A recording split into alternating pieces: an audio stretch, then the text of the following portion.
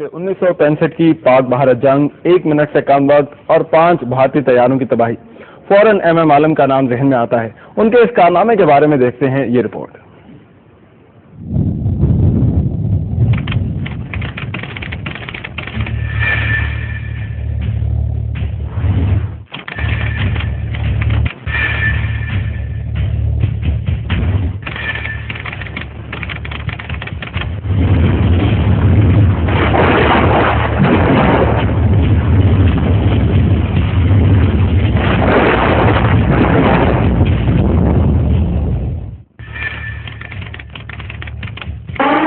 पलटना, झपटना, झपट कर पलटना। 65 की पाक भारत जंग में स्क्वाड्रन लीडर MM आलम ने 1 मिनट या इससे कम वक्त में यके बाद दीगरे भारत के 5 हंटर लड़ाका तैयारे डॉग फाइट में मार गिराए। ये कारनामा सिर्फ पाक फजाइया की तारीख में एक सुनहरा बाब नहीं, बल्कि जंगी हवाबाजी की आलमी तारीख का एक मोजज़ा ख्याल किया जाता है।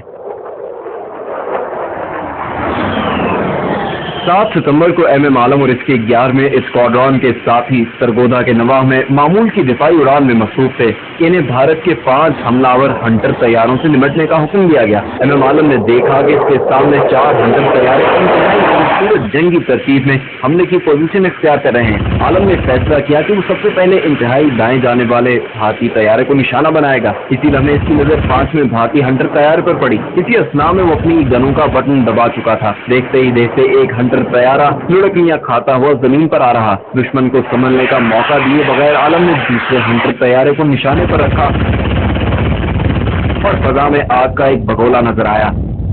बाकी 3 तैयारों ने अब दिफाई पोजीशन ले ली, लेकिन आलम ने इन्हें कोई दाव पेच आजमाने की मोहलत ही नहीं दी और तीसरे हंटर को भी तबाह कर दिया।